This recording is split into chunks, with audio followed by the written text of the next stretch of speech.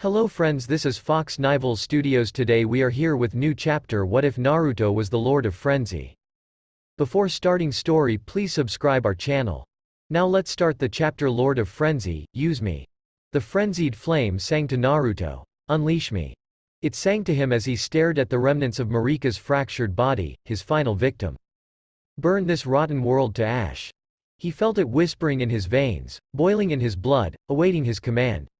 It would be so easy to give in to his impulses and let loose. Unleash it upon the lands between after all it had taken from him. And it had taken so very much indeed. All those he'd tried to help. Dead, or even worse off. Death might have been a kindness for some. It certainly would have been for Renola and Selen. The others weren't much better off. Blade, driven to madness, forced to be put down like the mad dog Naruto knew he wasn't. E.g. dead in a bed of blackfire. Nefeli, a ruined wreck bereft of purpose, one he couldn't rouse. Yura fell to his beloved's blade. Zorias forgot all about him. Thops lay in the academy, broken by forbidden knowledge. It didn't stop there. Bach lost to foolish rebirth, the very thing he'd warned the little seamster against. Alexander shattered in Ferrum Azula. Bogart butchered and defiled by a mad lunatic. Millicent crumbled into a pool of rot. Fia withered in a bed of roots. Melina, who would have burned herself alive, abandoned him instead, cursing him for taking her purpose. He hadn't even a chance to say goodbye. Rodrika and Hugh had refused to leave the hold, and so burned alive with the Erdtree and Nefeli. Rani had fled out of cowardice, deserting this world for the cold stars above. She hadn't believed in him, either. Last came Hyetta, poor sweet, Hyetta, the sole survivor, the one he'd tried to protect the most, until she melted in his grasp. And with her death, he lost the last sliver of pity. His enemies. He'd killed and killed and killed them all, gods, legends, demigods, all, until his joints ached and he could barely move his arms anymore. The Elden beast had been his final victim. An emissary of a god, it too, had died screaming as he burned it from the inside. Blade's armor had served him well to the last. Helped him tank hits he had no business enduring. He'd been outright reckless by the end. Now its purpose was past, the ruined armor cast aside, leaving him clad in a white tunic and battered black breeches. Hyetta had once called it inauspicious garb for the Lord of Frenzy. He'd laughed with her at the time. He missed her voice. Too much pain. Too much death. What was the point of a world like this, the final boss defeated, when he had nothing to show for it? He didn't want any empty throne. He wanted his friends, his family. Blue eyes blazed with golden fire. Before creation there must come destruction. And after death, rebirth. But he didn't want that kind death. Not really. He wanted to reset it all and start over. If only there was such a thing, he'd settle for an end instead. Use me, my lord. He intended to. On his terms. In truth, the frenzied flame had been tamed from the moment he took it into his body. That once uncontrollable blaze was broken and bent to his will like a beast of burden. The very essence of an outer god made his, all that power burning at his fingertips. Now it was eager to serve, to please him. He would have felt bad, if it hadn't been so inherently evil. It was no match for his and Kurama's willpower. Even now it awaited his command, ready to consume all at his will. Even if this was a hollow victory. What was the point in winning if he did so alone? If only Melina had listened. If only Millicent kept the needle in.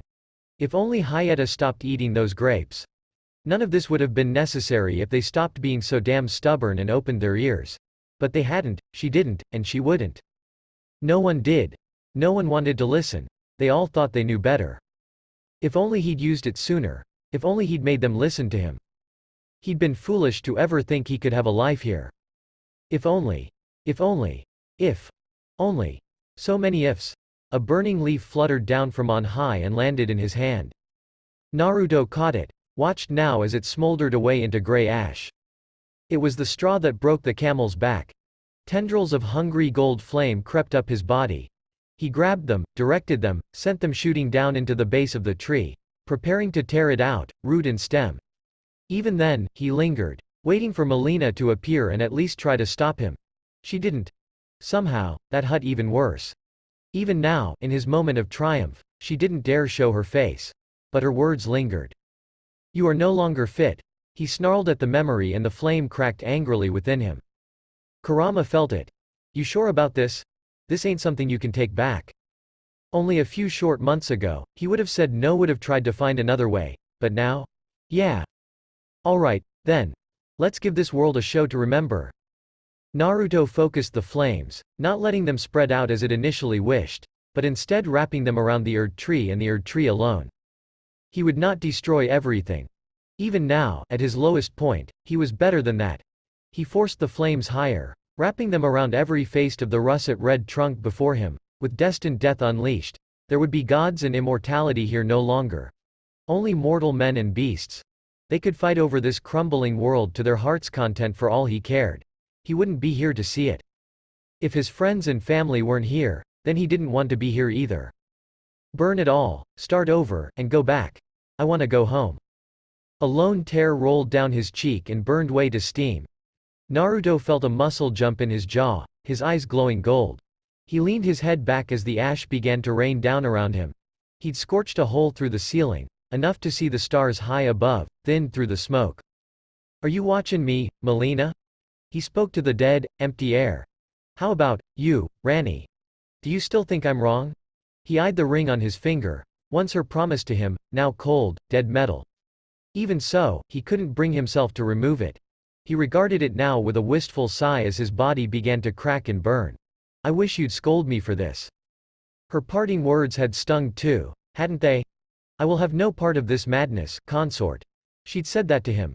If you wish to burn the world, that is your business, not mine. This is where we part ways. At least she'd rebuked him before she left, even if she didn't understand. He wasn't going to burn the world, he'd had everything under control. Here at last, anger sparked in him. What was the point in control now? He could survive this, if he truly wanted to. But he didn't. His body could burn away for all he cared. I hope you're enjoying yourself up there. His fists clenched at his sides as he hollered up at the stars. I hope it's everything you ever wanted. Enjoy your cold night. I hope you freeze. No response, huh? Naruto palmed his face, stifling a bitter laugh in his palm. Hey! Ha! Ha ha ha! His shoulders shook with humorless mirth. Listen to me, shouting at the sky. I've lost my mind. I can't even bring myself to be angry anymore. There was no answer to his final plea. No, of course not. Even now he clung to one last bit of hope that someone would say something, do something, try to reason with him. But they didn't. Melina was likely still hiding from him. Lurking in a land away for fear of what he might do to her. He didn't want to do anything untoward to her. He just wanted to hug her. Make her understand, ya know. All this. He'd done all this so she could live, so everyone could live, not die. He closed his eyes. Golden flame flowed beneath the shut lids to flow down his back, fanning out like wings on either side of him. His eyes snapped open. You were the one I wasn't supposed to lose. Still no answer. All right then. He grit his teeth, fists clenching at his sides, body blazing gold. Watch closely now, wherever you are. I've got one last ace up my sleeve. He took a deep breath, filling his lungs with air one last time. The flame of frenzy responded and swelled within him, lashing itself ever tighter to the Erd tree. Bark burnt and buckled beneath its grasp, unable to resist the power he brought to bear. He let it, waited, felt his power build, until… there. Naruto threw his head back with a howl, and so too did the frenzied flame roared with its new master. Together they screamed. They screamed and screamed and screamed. All their rage. All their sorrow. All their spite. Beneath those golden flames the Erd tree became so much ash. It crumbled and fell down around them, hollowed out from within by the flame. Fragments buffeted Naruto's body, which even now began to burn, cooking from the inside out. He didn't stop. He directed the flame onward and upward, refusing to spare so much as a single branch. This era would end, once and for all. In cleansing fire, the world was reborn anew. Naruto wasn't there to see it. He was already gone. 0.0.0.0. Cold eyes opened in the dark. Beheld the frenzied flame burning in the world below. What a foolish consort. And more fool I, for not believing in him. It was too late now, wasn't it? She could not go back. Such was her lot in life. Always, always, always too late. 0.0.0.0. The sky burned black. Melina saw it all. From her distant perch atop a crumbling building, she beheld the fire. Indeed, from afar the frenzied flame burned like a beacon in the night, an impossible heat felt even here on the capital outskirts. It was fire. It was death. It was the end of life itself. All would be consumed before it, just as she'd first feared. She watched and waited for it to spread, knowing it would consume the lands between as was its wont. But it didn't. Make no mistake, the flames burned high and hot, but only upward. Not outward. Fingers of golden flame scorched away the clouds in a proverbial pillar of molten death, straining for the very stars themselves as though it wished to rip them out the sky and cast them down to earth. Trapped within that pillar, the Erd tree stood no chance. It had already been weakened by the giant's flame. The frenzied flame merely finished what had begun so long ago. She couldn't approach. The flames were too hot. The very air burned. To come any closer promised certain death. And yet for all its wrath frenzied flame did not spread. Although the Erd tree began to crack and crumble, the fires of frenzy did not consume the capital. Melina could feel their hunger, their anger, their burning need to destroy. But they didn't move beyond the roots. Restrained by some unseen hand, they scarred the sky itself. No more. Almost as if they were being leashed somehow. Realization broke in a bitter dawn, sending her hearkening back to an old argument, one they'd had before their parting. I can control it. You cannot. I can. Melina crumpled to her knees. No. For an instant, she could have sworn she felt his hand on her shoulder. Imagined his words. Are you happy, now? She felt his spirit pass from this world a moment later, and knew the lands between were lesser for it. Just like that. He was gone. She couldn't even bring herself to speak further, such was her shock. He'd kept his word. And she, faithless wretch that she was, had abandoned him. Naruto had proven himself all along. For all her surety she had been wrong. Not only did he control the frenzied flame, but he made certain it burned out with him, never to trouble the land again. When the last of the Erd tree crumbled, she felt a shift in the air and herself. With the tree's destruction and the Elden beast within, destined death crept back into the lands between once more. All were made mortal once again, herself included. She could feel her immortality slipping away and her strength alongside it. These people, the survivors, would live their fleeting lives as they were meant to. As would she. Given time, she knew the cycle would repair itself and a new kingdom would rise from the ashes of Lindell. But what of her? She was bereft. Adrift. Alone. Worse, she had no one to blame but herself. If only she had stayed by his side. If only she had listened to his pleas. But she hadn't now, had she?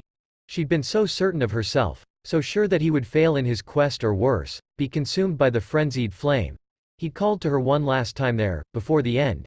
Begging. Pleading. She'd heard him. Could have gone to him. Could have prevented this. Perhaps, if she'd been by his side at the end, he wouldn't have felt the need to sacrifice himself. She could have saved him. And she hadn't. Coward. Coward. Coward. Anger roared in her, at herself, at the world. Melina drew herself upright and warped to the Erd tree. What remained of it? Her feet landed in scalding ashes, burning the soles of her bare feet. She didn't even feel the pain, numb as she as. Not remained. Even the roots had been burned away. Ashes to ashes. Dust to dust. With the last of her fading strength she reached out and pulled, trying to find something, anything to latch onto. Nothing happened. There was naught to draw back. Naruto was well and truly gone. She raised her gaze to regard the horizon. There was no sunrise. No stars. The shadows crept in, a deep, cloying darkness that promised naught but peace. There would be none for her. You had the last laugh after all, my friend. My love. Never again would she look into the only eyes that ever knew the real her. Never again would she see that silly smile of his as their merry little band sat, round a warm fire. Never again would she hold his hand as they made love in the darkened halls of the Round Table. She'd lost him now, utterly and truly, through no fault but her own. The realization was a dagger in her heart. If she had but stayed by his side a little longer, this might never have come to pass. In seeking to prevent such an ending, she had guaranteed it. 'Twas irony at its most bittersweet. A glint of light in the ash caught her eye. She stooped to inspect it.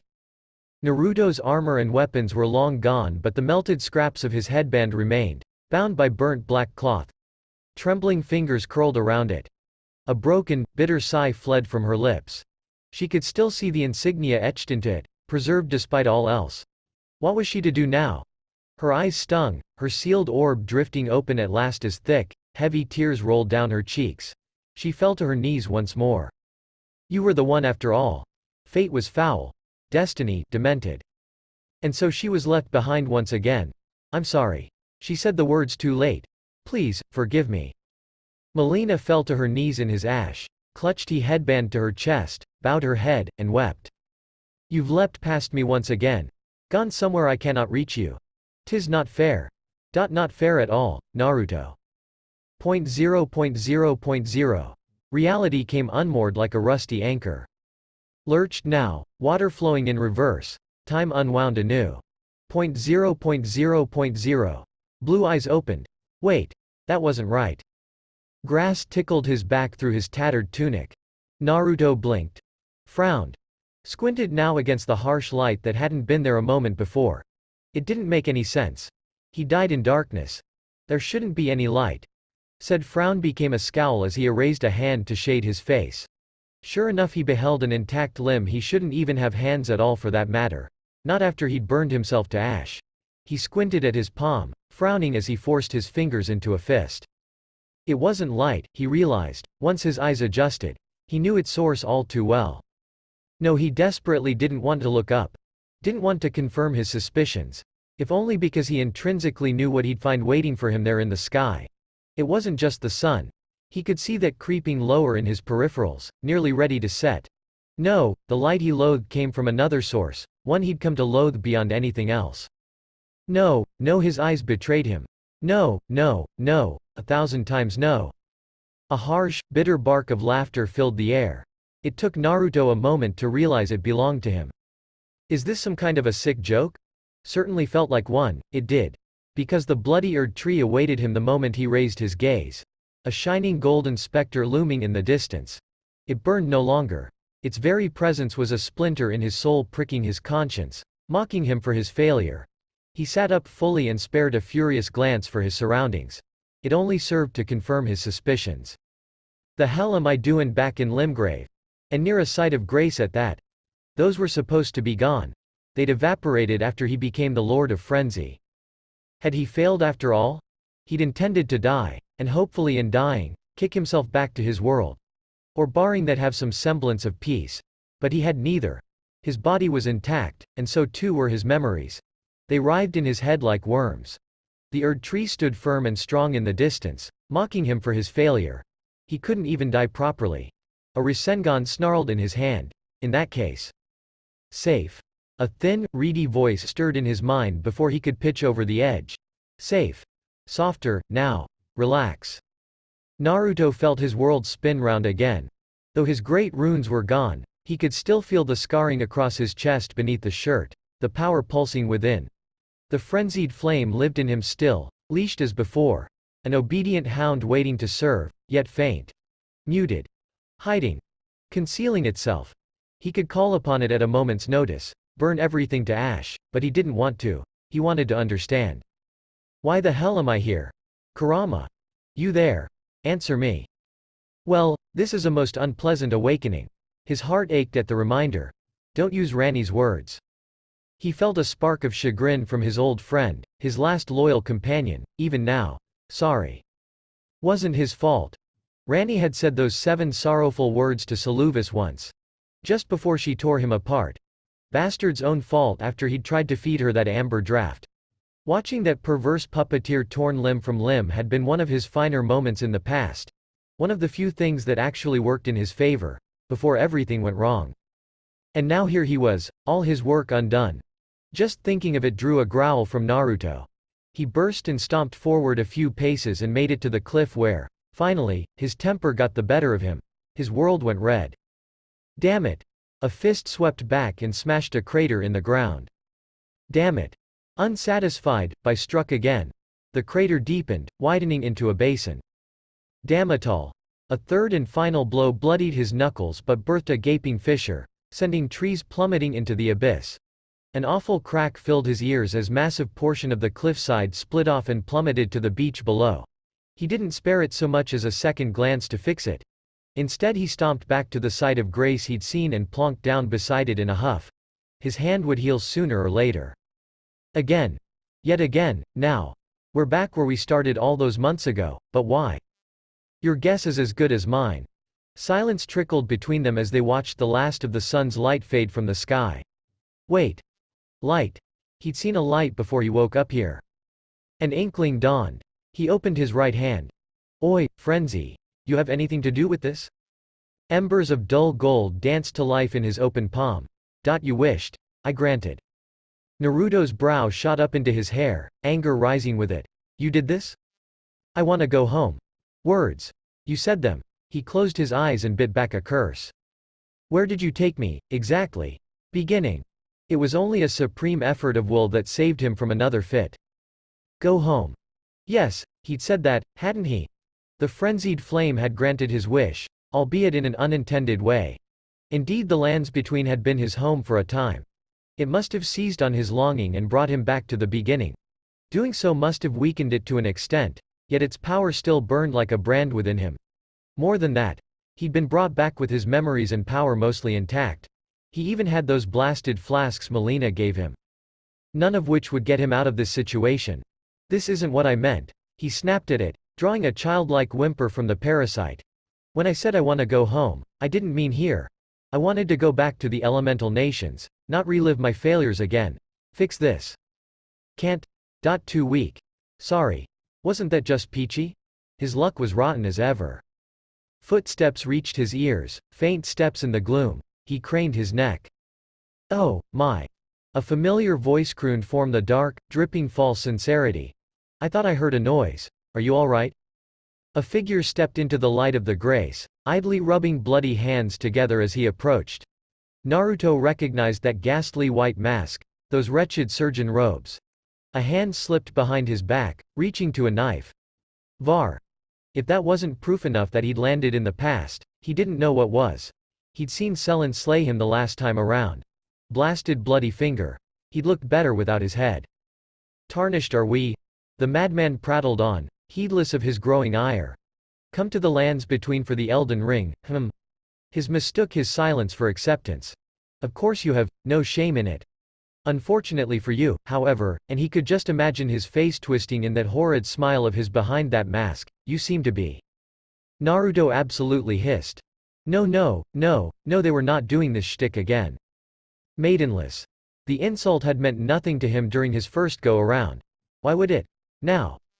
It cut deeper than Malekith's blade, reminded him of his every failure. Right. He dies. He'd let him live too long last time. That had proven a mistake. Selen and Eleonora paid in blood for it before he finally went down. To say nothing of the madness that followed with Moj. No, best to have him out the way here and now than risk his interference a second time. The frenzied flame stirred in him. Enemy. The worst kind. The sort that would pretend to be your friend then stab you in the back at the earliest opportunity. A fresh peal of laughter tumbled out of him. You never change, do you? Here at last, Var seemed to notice his ire. Have we met? In a sense. Things aren't the way they were before, Var. He shook his head and climbed to his feet, motes of golden light rising around him. You wouldn't even recognize me anymore. A quick step carried him forward, bringing him well within the bloody finger's guard. Not that you knew me back then, anyway. Yes, well, I'll just be going, come now, don't be a stranger. He grabbed the surgeon by his garb and yanked him close. We have so much to discuss. I'd like you to assist me with a few tests. You don't mind, right? His eyes shone with the golden light of the frenzied flame. No, of course you don't. He seized the man's wrist with free hand, locking him in place. It's the least you can do. What are you doing? His grin grew. Doing the world a favor. Frenzied fire roared out of him, eager for to do his bidding. Var was powerless to resist. He recoiled with a shriek and thrashed back out of his grasp, but it was too late. The damage done. He would have its due. Naruto let the bloody finger go and watched him writhe, let him clutch at his face as the frenzied flame cooked him from the inside out. It was the work of moments. His mask cooked and melted, clinging to his face, muffling his final cry. He expired with a dusty rattle, fell to his knees, and moved no more. Runes rushed into him, warming his blood. Naruto thumbed his chin, considering the crumbling corpse. Seems I can still use the frenzied incantations at least. Maybe a Rasengan would have been better. Nah. He was tempted to leave him slumped there on the hill, a testament to death, but he thought better of it. First things first. Bending a knee, he began to rummage around in the man's robes, searching. Where was? Ah! There! His fingers closed around damp metal, still faintly warm to the touch. He withdrew it and inspected it by the low light of the grace. It gleamed a burnished red in the golden light. Pureblood knight's metal. Selin had pried it off the man's corpse and given it to him, once. He'd not bothered with it last time seeing as he'd gotten there the hard way. Might be useful this time around. I'll be taking this. He took the man's corpse too, burned it to ash, then blew those ashes away with a bit of wind chakra. Movement from below drew his eyes. The tree sentinel trotted along the plains below the site of grace, wholly oblivious to the brief bout of violence that just transpired. He considered challenging it as he hadn't last time, then thought better of it. No point wasting his strength on someone who had nothing to offer him. He already had a goal in mind. He could always visit the merchant in the church later, restock if need be. Ali. The flame needled him, a little stronger for its meal. Those of the caravan will worship you. You are their lord. I'll consider it. With one last lingering look their way, he sat back down at the site of grace, tucked his knees into his chest, and laid his chin atop them. His eyes slid shut, longing for the rest he'd been so cruelly denied. His mind whirled and churned. No point in venturing out just yet. He needed to think. Vare's death wasn't much a change in the greater scheme of things, but he found himself hesitant to venture further. Because he couldn't bear the idea of losing everyone again. So don't. Wanna run that by me again, furball? Do I have to spell it out for you? Kurama huffed when he didn't answer. Way I see it, this is your second chance. You know what you did last time. How their journeys ended, no. Naruto did. He'd become painfully intimate with their endings, and the myriad of mistakes that led to them. Most of them had been good people. Those who weren't, he'd managed to reform before their untimely ends. Even poor old Patches and Bernal didn't deserve to go out like that. Others were already mad, like Melania and Radin, each of whom refused to listen to reason. He'd been forced to kill them both. Others such as Millicent had chosen to take their own lives rather than live on. No one wanted to listen. No one wanted to let him help. Respecting their wishes hadn't gotten him anywhere. Then use your knowledge to swing things in your favor. He opened his eyes for a moment, considering the gentle glow of the grace before him. Tempting. Very tempting. Almost terribly so. His fingers rubbed the bloody medallion beneath his jacket. In a sense, he already had a way of bartering with Melania. He knew who was held captive in that cocoon down in Mogwen's mausoleum. Did he care enough to try? He wasn't sure. What if I fail? Won't fail. The flame nudged him before Kurama could. Too powerful now. Power, eh? A bitter chuckle escaped him as he hung his head. It'll take more than power this time around. He'd need to be clever. Use his head, you know. No more charging in like a lunatic or flying by the seat of his pants. He'd seen where that got him. Strategy was needed. There was a small part of him that was excited by it all. He knew who his enemies were. Who not to trust and who could be a true friend. He could do it right this time. So long as he was careful, so long as he didn't let his emotions get the better of him. Greetings. A voice called to him from the darkness, dashing his thoughts against the rocky crags of reality. Traveler from beyond the fog. Naruto's head shot upright, eyes bulging. Blood burned in his veins. He knew that voice. How could he forget? A cloaked shadow approached his fire, darkness gradually taking on shape and form. As he looked on aghast, she swept her hood back and knelt before him. She knelt and rugged back her hood. I am Melina. Memory stabbed him. You are no longer fit. A muscle jumped in Naruto's jaw, pounding alongside a vein in his temple. He stifled both as he gazed upon her. Melina. No, he stilled himself with a supreme effort, mastering his brief surge of murderous intent. This wasn't his Melina. Not the one who wronged him. Not the wretch that abandoned him in his time of need and inadvertently brought about everyone's ruin through her own arrogance. Not yet. This. He didn't know what this was. Some fever dream? He wanted to hug her. He wanted to shout at her. He wanted to cry. But he didn't. He absolutely did not dare, for fear of giving himself away. There was something different about her, too. It took him a moment to realize what it was, still rattled by her presence. And then he noticed it. Her brand. The trio of black marks that once sheathed her left eye now stood upon the opposite of her face. On the right, rather than her left and the leftmost orb gleamed a strange gloam-like color. He could feel a strange power emanating from it. Cold, but strangely familiar. What did that mean? Naruto stared at her. Melina stared back, considering him grimly. "I offer you an accord." Those 5 fearsome words hung heavy between them, heavy with expectation. Not content with that, she prattled on, saying the same words as she had during their first meeting. Naruto listened with half an ear as she droned on. This was different from their first meeting, too. He'd met her at the gatefront back then. Instead she'd sought him out here. As if she were actively searching. Why? What was different? What had changed? Did it have something to do with her eye? And what of her offer? He could say no, he knew. Maybe he should. Just refute her and go on his merry way. Might even be easier. It would certainly spare him some anguish. But if he declined, she would surely seek out someone else. She might even get in his way. For some reason she couldn't seem to sense the frenzied flame within him either. If she had, she would have cursed him and fled by now. Was she not aware of it, or simply not commenting on it? What had changed? The frenzied flame nudged him. Weak, hidden, won't find. Right, it was weakened by bringing him back. Naruto gave it a brisk mental pat. Good girl. The flame cooed like the child it was.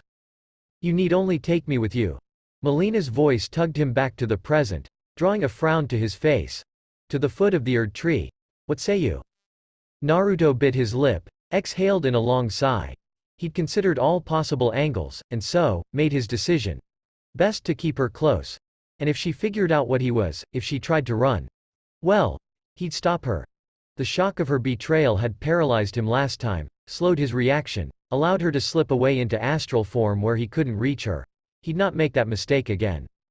He didn't trust himself to speak. Not yet. Not in her presence. He settled for a nod instead. Very well.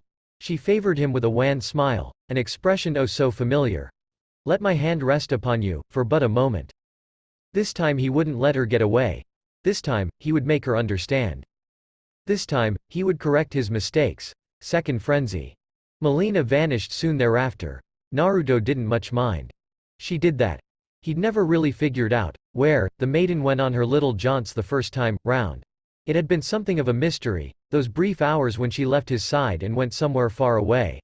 He could still sense her well enough when she was nearby that he couldn't do so readily now meant she was decidedly elsewhere.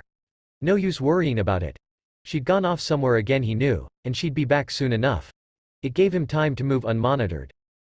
And time to test things. He believed himself to still be at his peak, but he had to be sure. What better way to confirm that than with a good, old-fashioned scuffle? A sword whistled in at his head with a yowl. The sound of drawn steel snapped him back to reality. Naruto caught it with a bare hand, frowning only a little now as the edge bit into his palm. He still bled red. That was a good sign. Keen blue eyes considered the furious knight before him. The poor soul who even now threw all their weight against their blade in a vain attempt to skewer him. He wouldn't succeed. Godric's soldiers were numerous, but they lacked the strength and ferocity of their Redmane and Haligtree cousins. Still, he'd noticed something just now. Was it just him, or were the enemies stronger this time around? He hadn't grown any weaker, yet this lot seemed faster than he remembered. He'd actually felt pain just now. Granted, he'd allowed it, but still. An ember of curiosity sparked to life in him. This bore investigating. I wonder. Sensing the weight of his regard, the knight in his grasp snarled at him and strained anew. Naruto took pity on him. He let go of the blade, swayed aside from the resultant swipe, then kicked off another, launching himself to safety as the oaf's greatsword splintered the earth. Bare feet settled on the grass. The ghost of a grin plucking at whiskered cheeks as the knight rushed him again. He weaved away from their wild swings, impressed by their determination if nothing else. They really were faster, stronger, too. Ha! He barked a laugh, startled by the discovery. What fun! Kurama noticed it, too. That's mildly concerning. If the grunts are this strong, then just how tough are the bosses?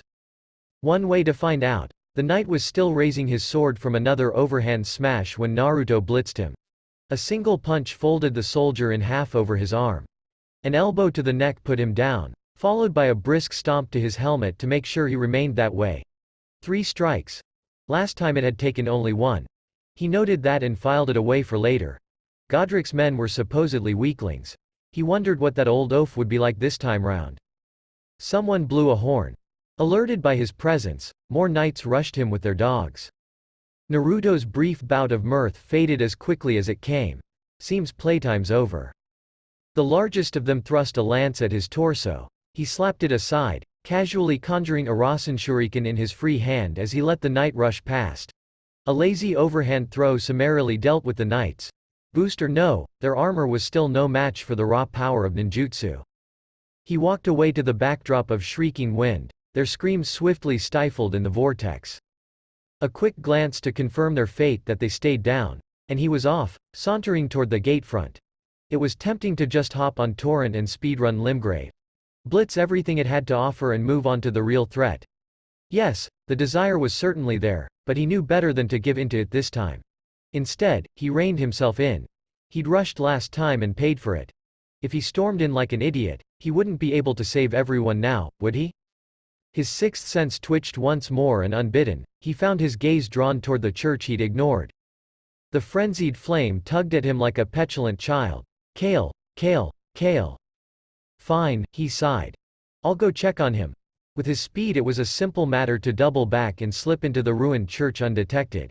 Even while taking care not to draw the sentinel's attention. It plodded on past as he ducked around a wall, wholly unaware of the massacre only a few yards away. Now there was a fight he'd surely win, but one he didn't need. Couldn't very well go wandering about when his clothes were falling apart now, could he? Maybe Kale had some proper armor for him this time around. Sure enough, he spied a familiar merchant nearby, huddled by a fire in the growing dark. He recognized the jolly red and white robes easily enough. Heard the melancholy tune from his instrument. He paused behind a pillar, listening the mournful melody, a dirge that stirred up old memories. He hadn't associated much with the scattered members of the caravan at first. Didn't even know wholly who or what they were until he'd gone below the capital. With Kale. What they'd seen down there, what they'd found, the horrors within, it still made him shiver. If that's what they expect from us, then that's what they shall get from us. Poor Kale. His people deserved better, so had he. Well, let's see how this goes. He stepped out. Kale saw him in the growing dark. His eyes were sharp as ever. Come warm yourself by the fire, friend. He beckoned to the fading flame. You've nothing to fear from me. The frenzied flame stirred in Naruto's chest, chirruping happily. Like a child finding a long-lost friend, he approached warily. Ah, you're a tarnished. The wizened old merchant tittered a little, perhaps noting his wariness. I can see it. And I can also see that you're not after my throat. Why not purchase a little something? Ever the eager entrepreneur, this one. I am Kale, purveyor of fine. Fine. He trailed off a moment later, scratching at his head. No, no, that's not right. He looked around, as though he had forgotten where he was. Paused. Saw him, as he hadn't before. My lord? Something came loose in his chest. Naruto's body locked up. There had been recognition in his words just now. As if he knew him. Surely that was impossible. Yet he dared to hope. Kale? I knew it. It is you. The merchant all but knelt before him, head scraping the ground. My lord, you are just as I remembered. Confused heat speared up the back of his neck. Stop that. Up with you. Kale responded like a loyal hound and leapt to his feet. Naruto clasped his arm, drawing him into a brisk embrace.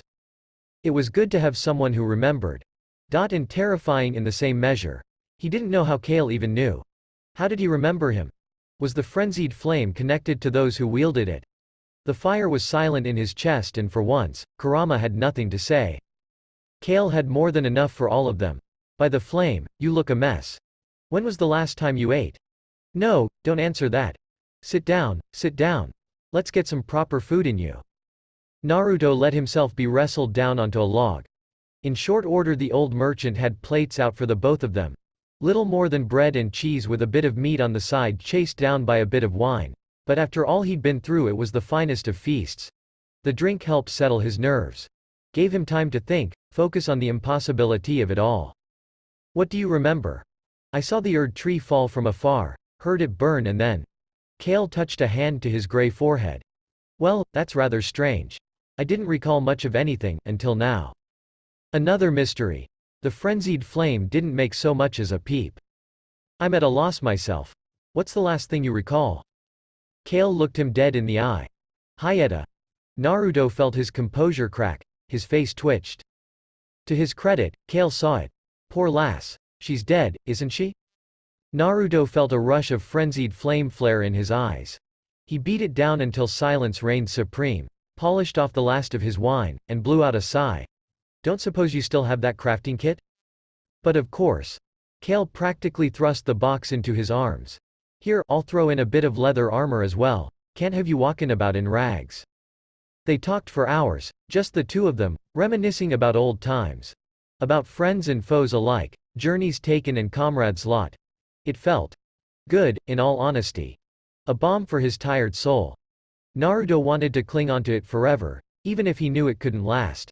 Night was coming, the fire dimming, and while Melina had yet to return, she might at any moment.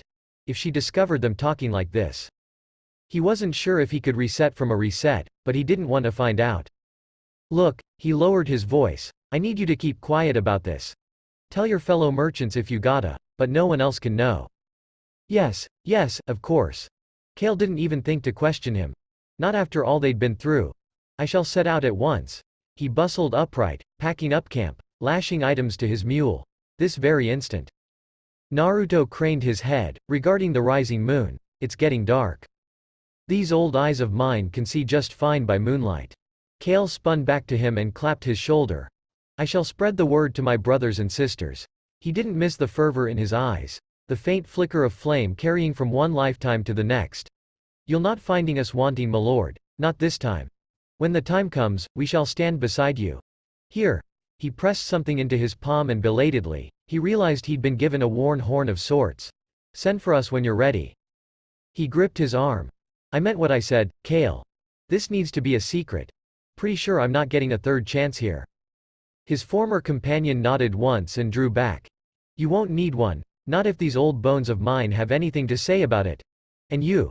He stared overlong at his chest, and belatedly, Naruto realized where to whom he was looking. You take good care of that him, you hear me, little flame? He suffered enough. The frenzied flame sang in his chest. It was enough for Kale, until we meet again. A rueful smile tugged at the corner of his mouth as watched Kale swing himself up into the saddle. A crack of the reins and his wiry mule was off, skirting the tree sentinel's patrolling path. For an awful moment he feared the night might give chase. But no, it plodded on, blissfully oblivious to the merchant and the world at large. He envied its ignorance. Well, Kurama sighed. That happened. It certainly did. He shook his head.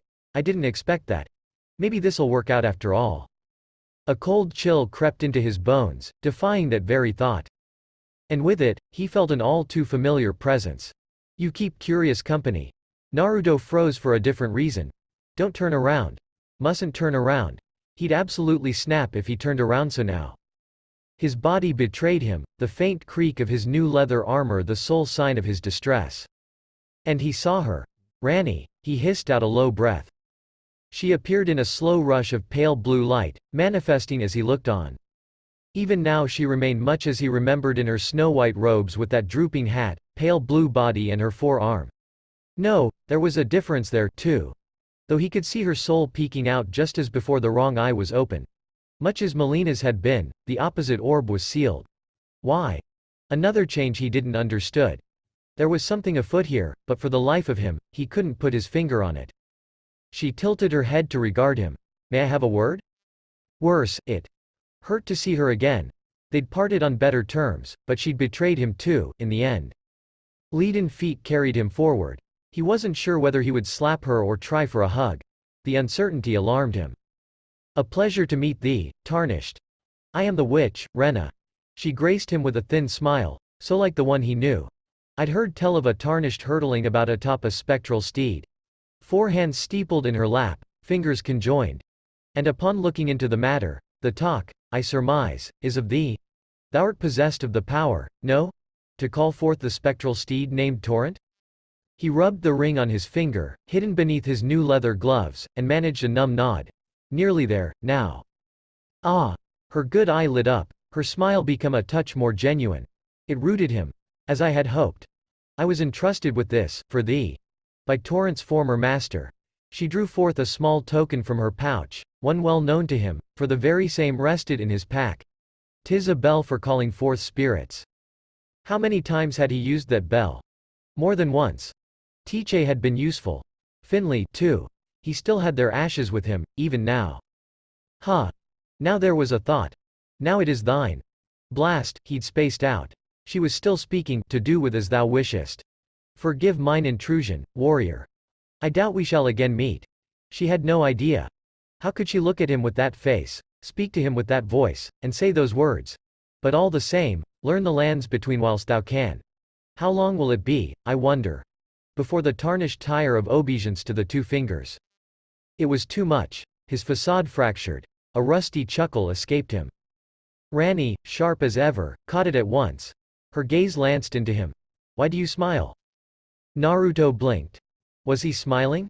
He touched his lips. Hid his face behind a hand, peeking out at her between open fingers. I'm just happy. His Rani would have sputtered a protest, wailed on his chest with her 4 hands. This one merely frowned at him. Happy to meet a stranger. A most odd fellow thou art. His smile cracked. Says the woman who started the shattering. She jolted. He knew the words were a dagger in her heart, her secret shame. That is a knowledge few possess. She found all 4 of her hands once more. How did you come by it? Now, I'm not knocking you for what you did. He shrugged and through her own words, the very thing passed. Rani had said, back in her face. I wouldn't want to be bound to that thing either. I'm sure the 2 fingers are cursing ya even now.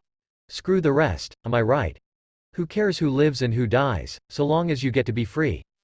Her brow drew down. If thou seeketh the curse mark. I don't want anything to do with your dried up corpse on that tower, Rani. She jolted with a decidedly unladylike sound, her true name causing her no small amount of distress. A small, wicked part of him reveled in it. The panic in her eye. Who art thou? Everything. And now, nothing. That would be telling. He took cold comfort in the slight widening of her eye, the hurt that flashed across her perfect face. Maybe it was wrong to hurt her like this. Maybe it wasn't. Maybe she deserved it. Maybe she didn't. Maybe. She didn't even remember what she'd done to him. Yet for him it was an old wound and her fool words had torn off the scar. She'd hurt him, and a part of him wanted to hurt her back. Now he had. The feeling was fleeting, his joy ashes in his mouth. He had to get away from her. Now. Before he did something stupid. Say hello to Blythe and EG for me.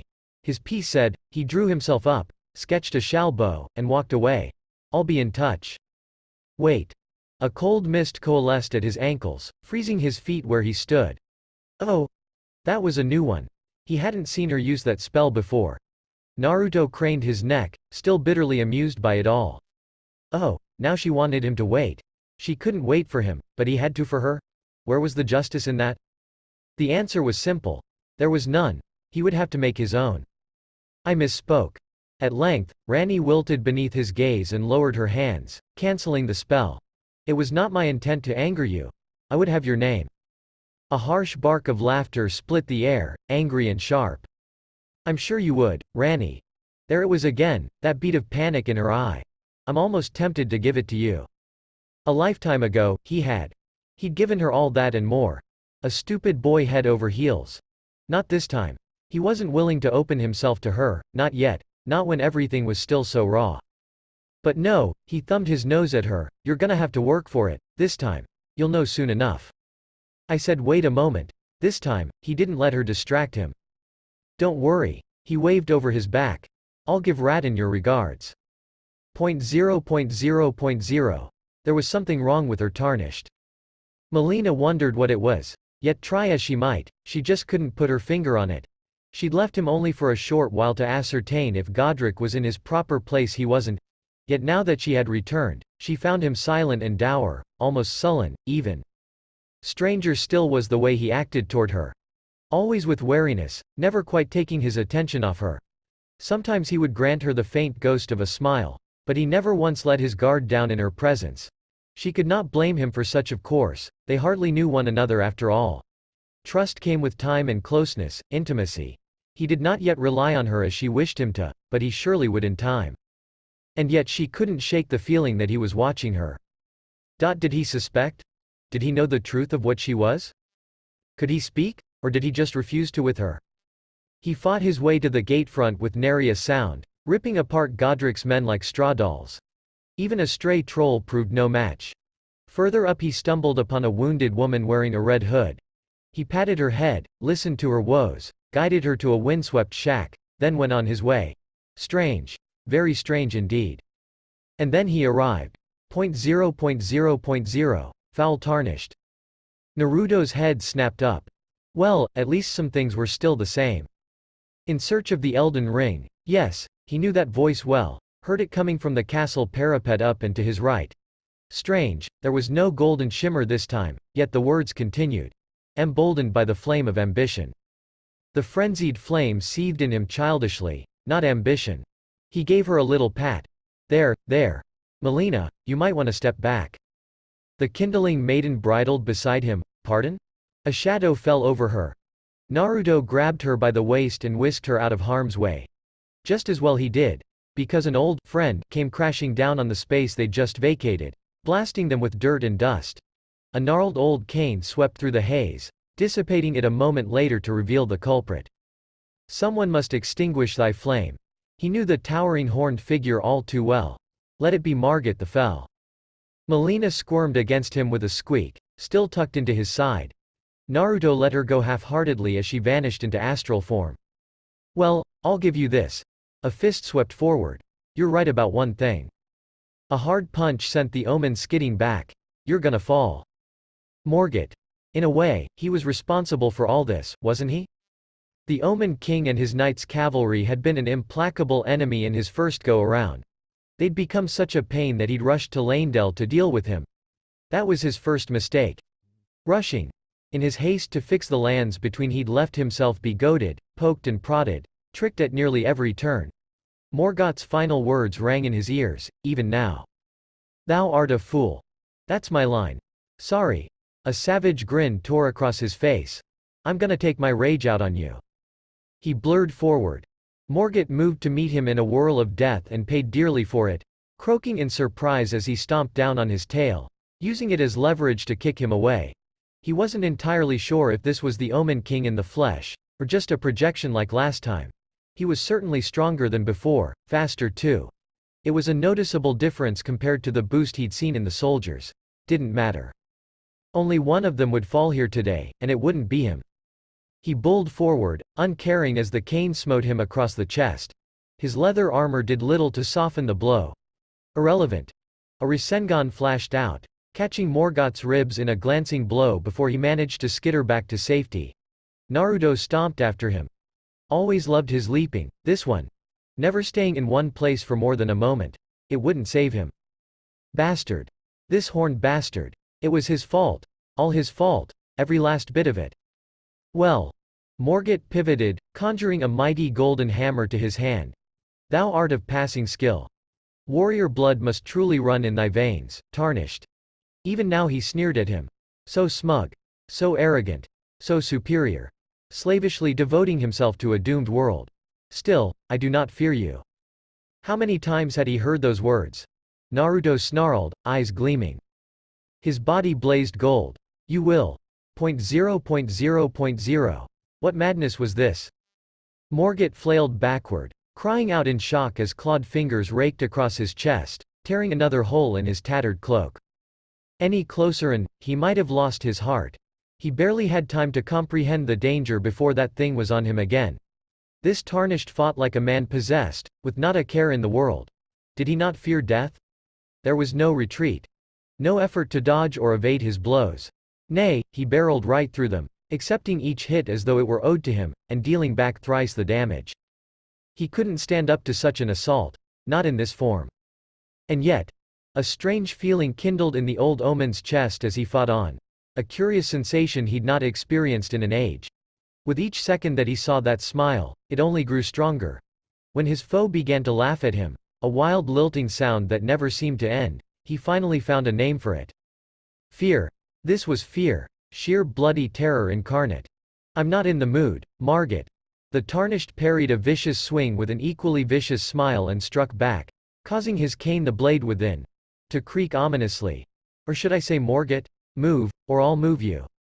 He knew who he was. How? What madness is this? HMM. The man's eyes flickered with yellow fire, madness made manifest. Suppose that's the right word. His cane swept down, smacked into an open palm. I warned you. Breath blasted from his lungs as another punch folded him in half. I don't care if you're a projection or not. You're still my punching bag. A second blow sent stars dancing before his vision. Come here, you horned bastard. Class is in session. Ready to learn? Clenched knuckles hammered under Morgoth's chin. A tooth whistled free. Even as his head snapped back, a golden hand caught him by the horns and reeled him in for another punishing blow. He reeled and tried to shield his face, but the hits came hot and heavy now, smashing aside his guard as though he wielded naught but a twig. He'd never been batted about like this before, not even in his younger daaack. His thoughts shattered in a spiraling scream of pain as a spinning kick shattered his left ankle. Bereft of balance, he buckled, catching himself with one palm. The Tarnished pounced in his moment of weakness, driving a spiraling sphere into Morgoth's exposed back. The pain sprawled him flat, and once more, the wretched Tarnished took full advantage.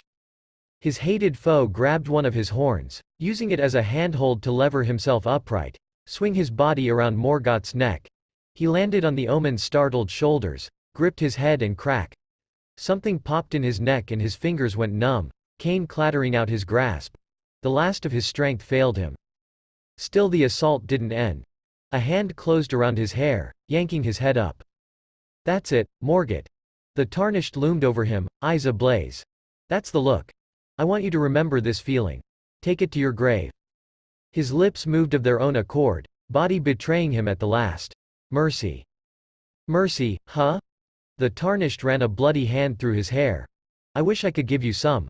Unfortunately. His hand scythed down. Blood spattered his face. I'm fresh out of mercy. Morgoth's world began to dim. The fear didn't, it bleeded in his heart, even now. Damn it. He heard the Tarnished scoff. Seems he was a projection after all. 0.0.0.0. The defenders died hard. Nepheli could respect that much. She'd fought for every inch of ground into the castle. Each step was carved in storm and blood. Already the idea of facing its master alone daunted her. No one had heard from the Lord of Stormvale for nearly a fortnight now, and his gatekeeper was nowhere to be seen. Yet for all their absence, the castle's men fought like frenzied beasts, determined to the last. No quarter was offered and none given in this madhouse of slaughter. But said slaughter had taken its toll on her. She'd long since exhausted her flask of crimson tears, with not a grace in sight. Spent and weary, she ducked into an alcove to catch her breath, but now she found she didn't want to leave her shelter. Her arms were heavy, knees weak, her stamina yet to return. Worse, she could hear the noises within, ghastly screams and shrieks to chill the very soul. Stop. Nepheli shook her head to rally her thoughts. She mustn't falter here. Father had entrusted her with this task. She must succeed. Failure was not an option. You're not supposed to be here. A new voice had her jumping. Nepheli's heart leapt into her throat. A young man clad in battered leather armor squinted down at her just outside the alcove. Tawny blonde hair shading blue eyes half-lidded with concern. Whiskered cheeks dimpling in a frown. She tensed for her axes. If she was to die here, she would not disgrace herself. Wait. He had spoken to her. The defenders of Godric's castle were all silent, their tongues carved out by their lord to ensure they kept his secrets. Nepheli released a breath she hadn't realized she was holding. Well met. I take it you're not one of Godric's, then? No, he offered her a hand. She clasped it and levered herself up, using him for balance. Felt the calluses beneath his fingers as her fingers gripped his. He didn't stumble when she set her weight against him. Not once. Didn't balk at the closeness of her presence. A blonde brow rose. Nothing more, nothing less. She considered him anew as she withdrew. The strength of his posture, the firmness of his jaw. Oh, no merchant at all, this. Here stood a warrior. They exchanged greetings from there, and she leaned his name. Naruto. Curious, but he did look a foreign sort. Doubtless another Tarnished guided by grace. Well, this was a stroke of luck, wasn't it? She'd not thought to find an ally here. Had father sent someone else, or was her fate turning for the better? Worry nagged at her. She made her offer, subtly offering to aid him against the lord of the castle. Imagine her surprise then, when took her request in good grace and clapped her shoulder as though they were old friends. But they'd never met before, hadn't they? She'd been in many a battle, but surely she would have recalled someone like this. No, that wasn't important right now. Her thoughts mustn't get away from her, not while her mission remained paramount. Still, her eye strayed to the battered short sword at his hip. That's your weapon? Naruto shrugged. It's a loner. I'll find something better. Fair. Shall we? He nodded. Together they fought their way through the keep. Against her, the defenders had held firm, but with her companion's aid, they faltered, falling to his ferocity. It was a thing of beauty and glory. Her axes tasted flesh time and again, hewing down all who dared stand in her way. Naruto proved himself no slouch either. What his sword could not strike, his fist shattered steel and stone alike, rending apart his foes. The sight made her shiver. Her blood was already up from all the fighting, but this made her warm. He looked her way once as they fought for a brief moment. She could have sworn his eyes glowed gold. A strange, mesmerizing shade. Fire flowed from his fingers, scorching any who came close. It made her want to bask in that heat. In him. Strange as it might sound, she felt stronger just being near him. Wild. Frenzied, lost in the mad rush of battle. She couldn't get enough. More. She wanted more. No, she need more. One of the castle's tame omen rushed her, gibbering. She cleaved it in twine with a single sweep of her axes. Laughter burst from her lips as the severed halves fell to the floor. Ha! You! Truly you are a warrior indeed. Naruto ducked a knight's jab, stove in their face, and flattened another under his heel. That's high praise, coming from you. He flung his sword past her face, nailing another knight to the wall before it could creep on our. Nefeli shivered anew. It was like he knew exactly what to say to do. To her, the right words to push her buttons. The moment they cleared a corridor, she lost herself to the madness.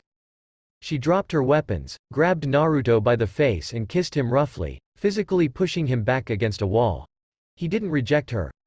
Nay, no words were needed.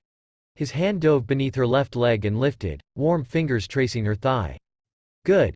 He understood what she wanted, the stress relief she sought. Easier that way. She made a pleased noise and pulled him closer, crushing her bosom against his armored chest. Reaching for the clasps of his armor. Another scream echoed in the distance, a high, reedy shriek that had them reluctantly drawing apart. A faint scent reached her on air with it. Nefeli paused. Sniffed. Frowned. What's that smell? It fouled the very winds. Naruto's face closed down. Nothing good. The moment lost, they ranged deeper into the castle, encountering less and less resistance as they went. The once stalwart defenders seemed frenzied now, fighting to get through them, rather than defend their cherished home. Almost as if they were running away from something. Most were put to the sword, others allowed to flee. The reason for their fear soon became apparent as they reached the final bastion. And with it, the last of Nefeli's lust guttered out at the sight. Bodies lay everywhere in the main courtyard. Some torn apart, others half-eaten, still more ripped into pieces, none of them among the living. A trail of blood led to the inner keep, and with it, the awful smell only grew yet stronger. Even a troll had been slain and left to rot with the rest, its bloated body consumed by a cloud of flies. A human hadn't done this.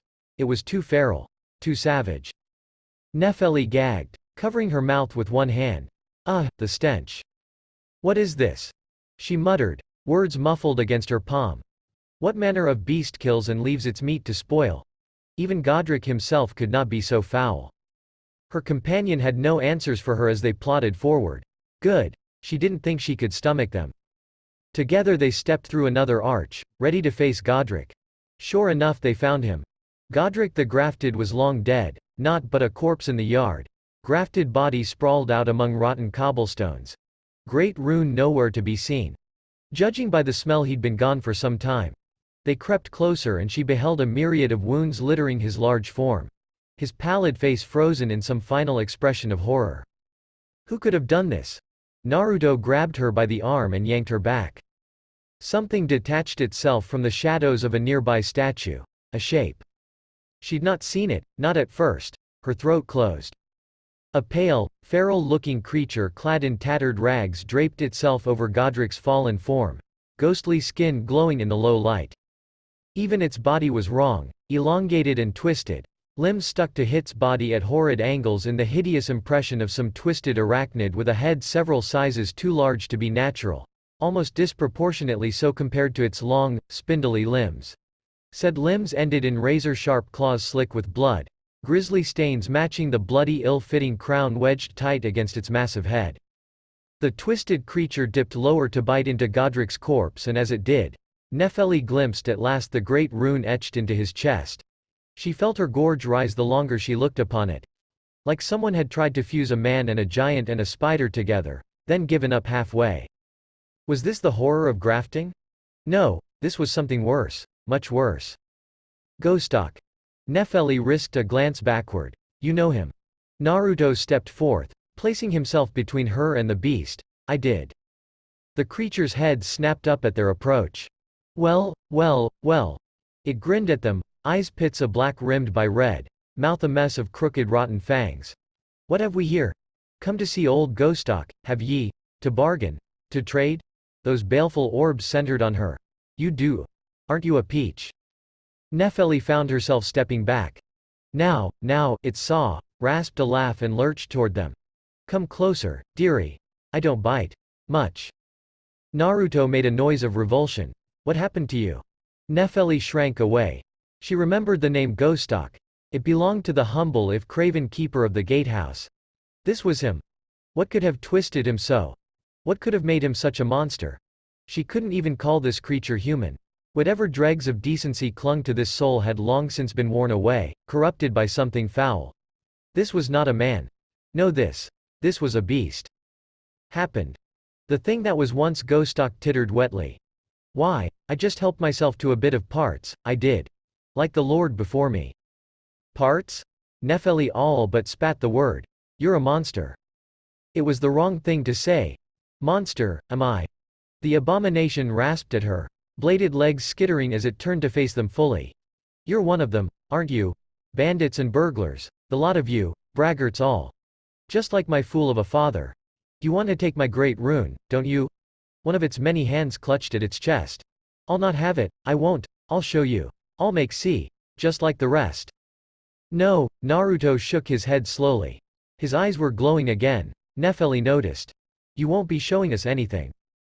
Gostok lunged at them, jaws gaping wide. Bear witness. Third frenzy. Gostok struck hard. Naruto almost found himself impressed by the savagery of his tackle.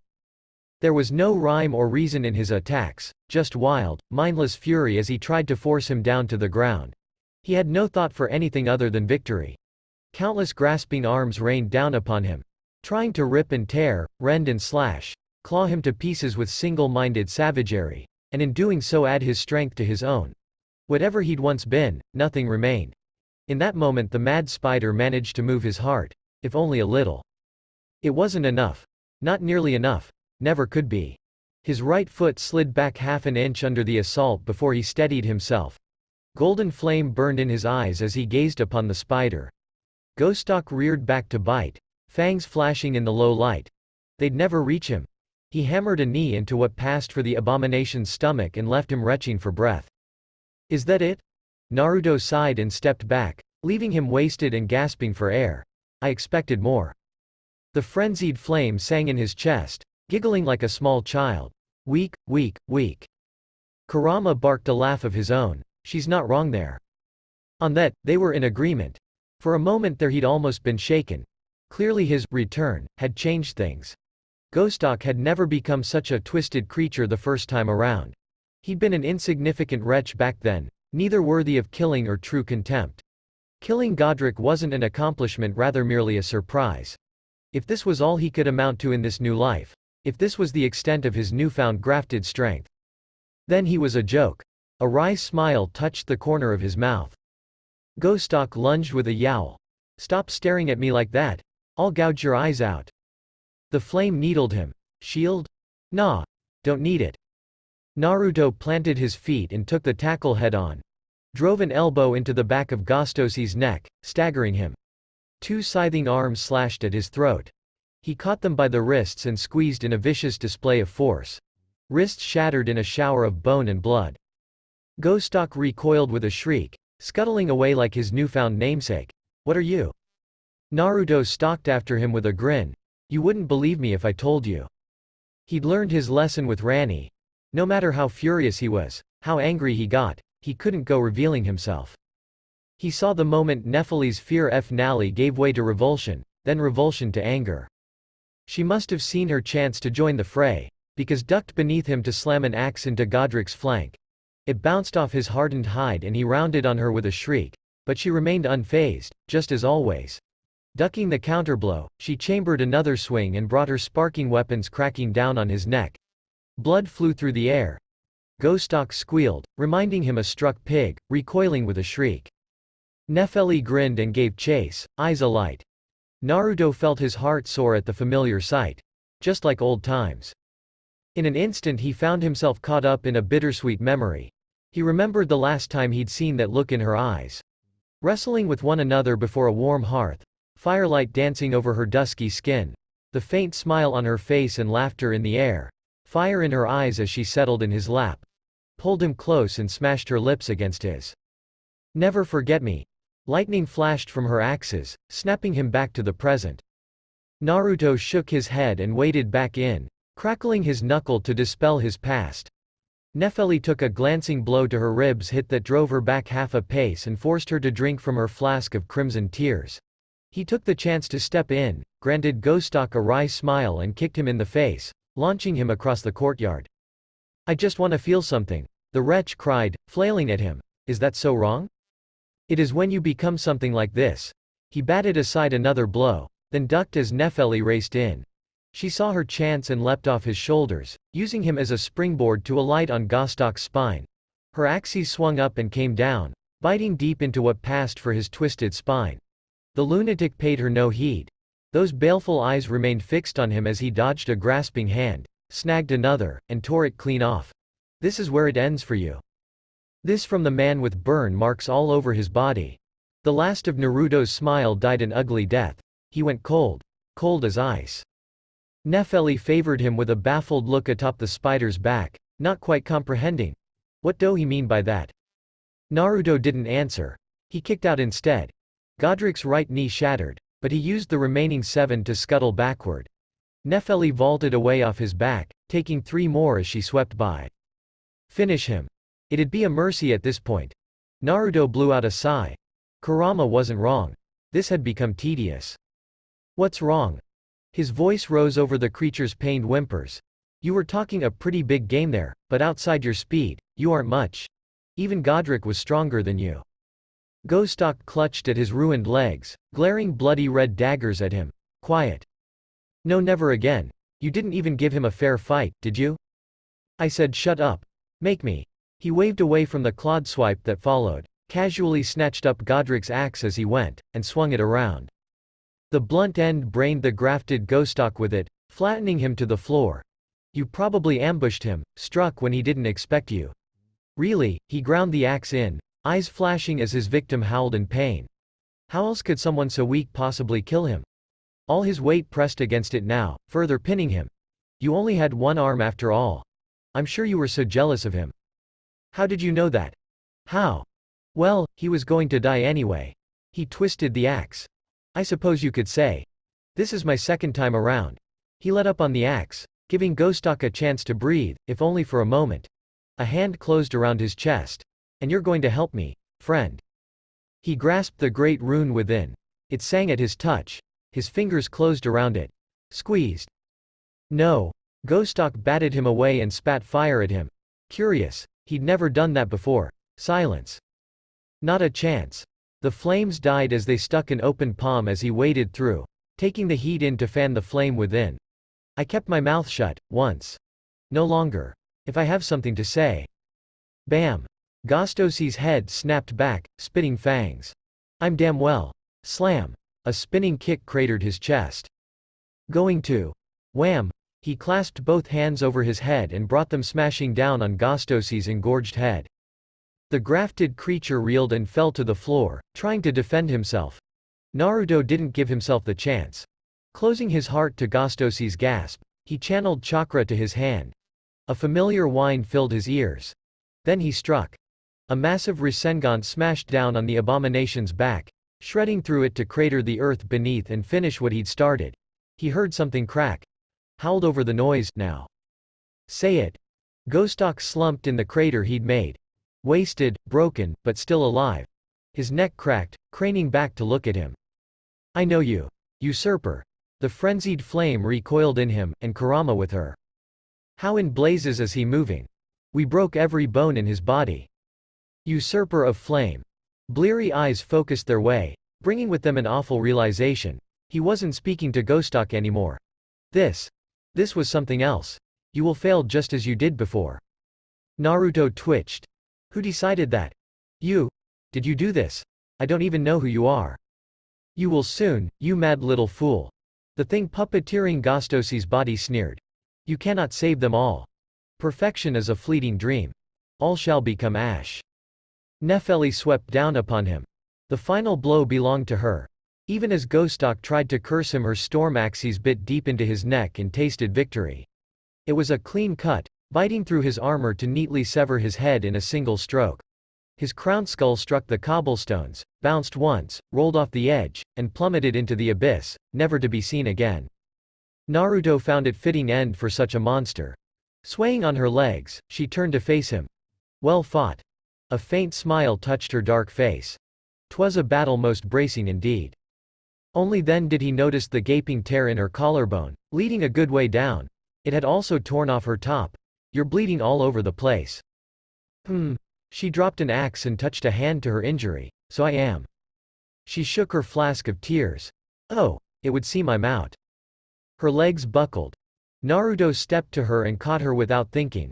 From there, he bid her to Saint laid hands on her collarbone, just shy of her bosom. Kept them there. His chakra, old and tired, stirred to life at his bidding once more and began to glimmer gold. Warm light rushed into her to mend her wounds. Nefeli shifted a little, offering a pleased hum as he went to work. Her eyes met his, but she held her tongue for a time, letting him mend her body as best he could. Finally, she frowned at him and he knew she would be silent no longer. Are you certain we've not met? You seem most familiar. A hand rose to cup his cheek. Naruto shivered. It would be so easy to tell her. A part of him wanted to just tell her.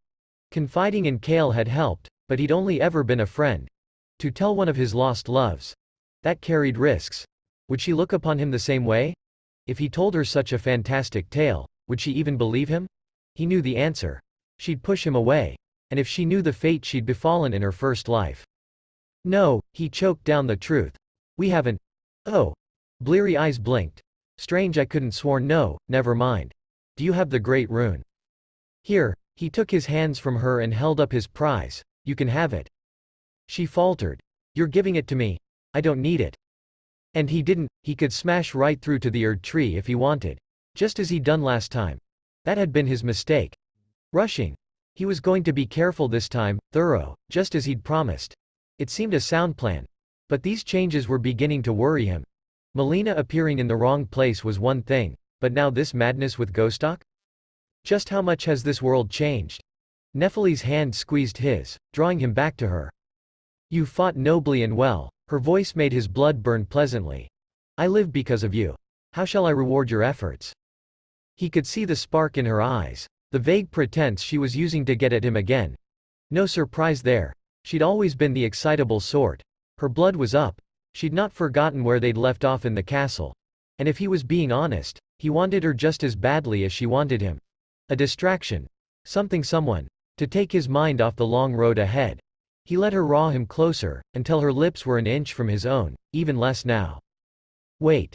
A cry cut through his thoughts. Hold a moment. As one, they turned toward the noise.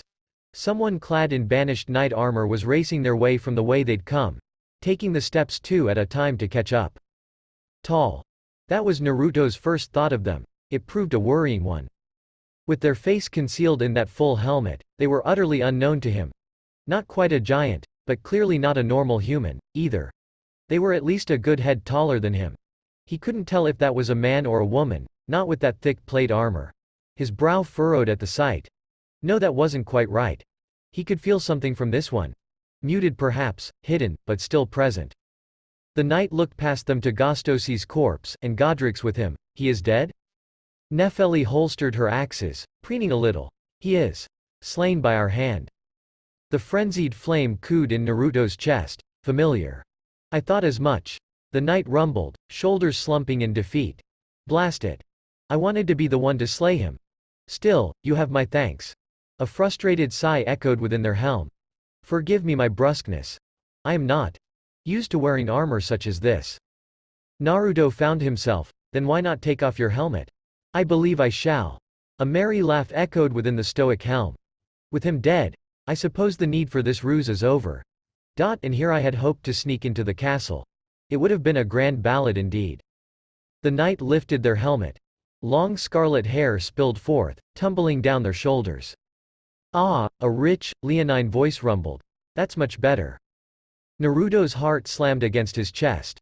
The sun shone through the clouds in that instant and struck the stranger's face, forcing him to squint. For a wild moment he didn't know who he was looking at. He'd known many with red hair. Even fought a few.